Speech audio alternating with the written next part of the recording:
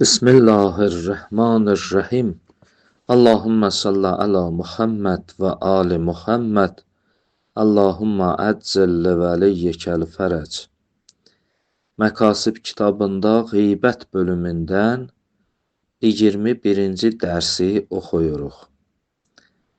Bildiyiniz kimi qeybətdən bəhs edirik və keçən dərsimizdə mərhum Şeyx Murtəza Ənsari buyurdu, nəssin zahiri, yəni o rivayətlər, o hədislər ki, qeybəti haram bilirlər, onların zahiri bunu yetirir ki, qeybət gərək dillə olsun, yəni dillə zikr olunsun. Yəni bir nəfər digər bir şəxsin qeybətini eləyirsə, gərək sözlə zikr eləsin, onun eyblərini aşsın və qeybət olsun. Yəni rivayətlərin zahiri bunu yetirir. Və lakin mərhum şeyx buyurur, həqiqət-i zikr, yəni bir nəfərin günahlarını zikr eləmək ixfalın müqabilindədir. İxfalın müqabilində. İxfal yəni qəflət. Yəni nə cür? Bir dəfə budur ki, sən başqasının işlərindən, əməllərindən qafilsən. Yəni heç bir məlumatın, heç bir xəbərin yoxdur, ümumiyyətlə ondan qafilsən. Bir dəfə də budur ki, sən onun əməllərindən qafil deyilsən və onu yad eləyirsən. İndi zikr eləmək, yəni yad eləmək. Yəni yad eləmək neçə cürdür? Bir dəfə dillə onun əməllərini deyirsən, bir dəfə feillə, yəni bir iş görürsən, o işinlə digər şəxsin eybini, əməlini açırsan, bir dəfə budur, bir işarə ilə başqasının eybini və işini açırsan. Yəni bunların üçünə də zikr deyərlər, yad eləmək deyərlər. Yəni yad eləmək tək elə dillə onun eybini demək deyil. Bəlkə həm dillə, yəni sözlə onun eybini açmağa deyərlər, həm sən bir iş görməklə, bir əməlinlə onun eybini açmaqlığa yad eləmək deyərlər. Bir dəfə işarə ilə onun əməlini yad eləyərsən. Deməli, nəticədə qeybət bunların üçü ilə də mümkündür. Yəni, bir dəfə qovulla, bir dəfə başqasının arxasıca söz deməklə qeybət eləyərsən, bir dəfə elə bir iş görərsən ki, elə bir əməl eləyərsən ki, o əməlinlə digərinin eybini açarsan. O da qeybətdir. Bir dəfə budur, bir işarə eləməklə başqasının eybini açarsan. O da qeybətdir. Mərhum şeyx ona görə buyurur ki, lakinnəl murad həqiqətəz zikr fəhuvə müqabilul iğfal. Lakin murad, məqsəd, zikrin həqiqəti ixfalın müqabilindədir. Yəni bir dəfə budur, qəflətdəsən o adamın haqqında, bir dəfə budur ki, o qəflətdə deyilsən, qəflətdə olmadıqda, bir dəfə sözlə, bir dəfə işarə ilə, bir dəfə feillə onun əməllərini açıqlayırsan. Fəkullu ma yucibu təzəkkur lil şəxs, hər o şey ki, səbəb olur, sən o şəxsi yad eləyirsən, Minəl qovl, istəyir sözlə onu yad eləyəsən. Vəl feil, istəyir feillə, feil yəni öz işinlə. Vəl işarə, istəyir işarənlə. Və qeyruha, ya bunlardan başqa bir işlərlə digər şəxsi yad eləyəsən. Fəhuvə zikrunlə. Elə bunu deyərlər ki, sən o şəxsi yad elədin, sən o şəxsi xatırladın. Və min zalikə əl-mübalağətu fi təhcinil mətləb əlləzi zəkərəhu bəzul musannifin beheys yufhamu minhəl ezra bihal zalikəl musannif. Deyir, elə bu sözdəndir ki, bəzən görürsən ki, bir alim digər alimin məqsədini, mətləbini heç hesablayır. Məsələn, necə? Görürsən, bəzən kitablarda da nəql olunur.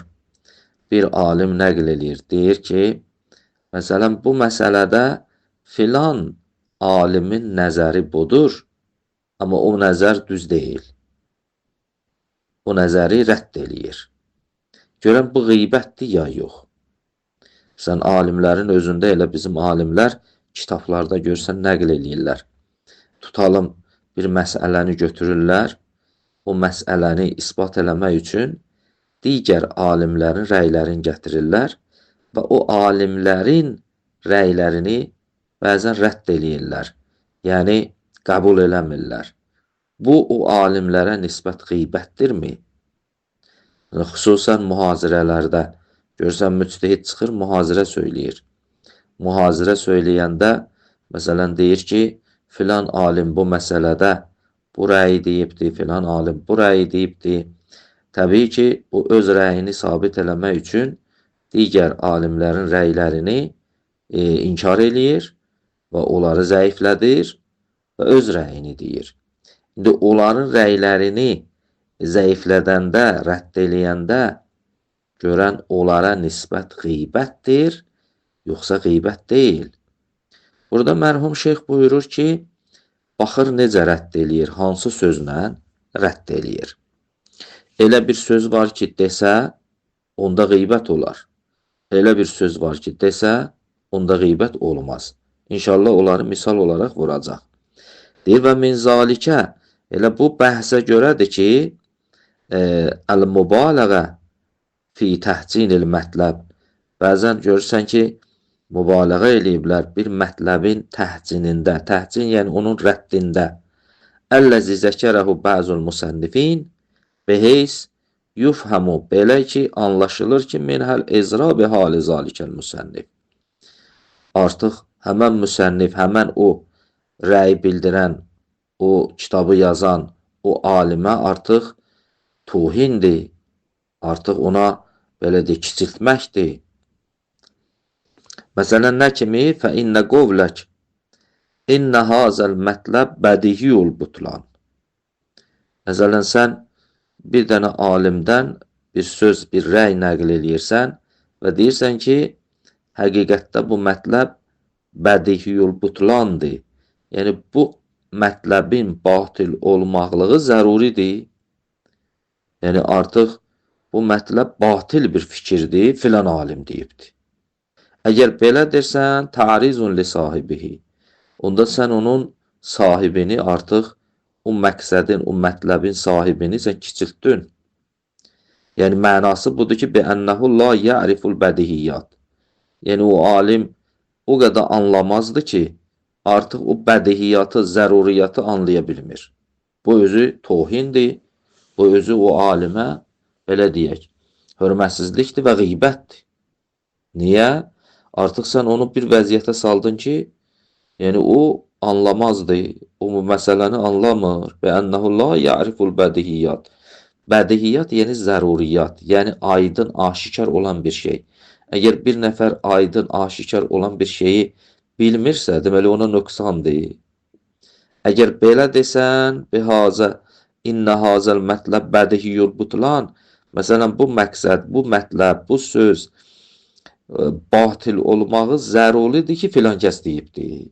Onda sən o sözün müəllifinə artıq hörmətsizlik eləmirsən və qeybət eləmirsən. Amma bir dəfə də budur ki, məsələn, bir məqsəd nəql olunub, sən onu qəbul eləmirsən. Belə deyirsən, bi xilafi ma iza qeyl. Məsələn, bu söz ki, innəhu mustalzimun lima huva badiyyul butlan. Məsələn, belə deyəsən ki, bu sözü filan ağa deyibdi, amma bu söz lazım tutur o sözü ki, o badiyyul butlandı. Birbaşa demirsən, bunun batilliyi zəruridir. Bəlkə desən, bu lazım tutur filan sözü ki, o badiyyul butlandı. Bəli, bunda eybi yoxdur. Lənnə fihi tərizən. Burada da təriz var onun sahibinə. Bəənnə sahibəhu lən yəntəqil iləl mülazəmə beynəl mətləb və beynə ma huvə bədiyyul butlan.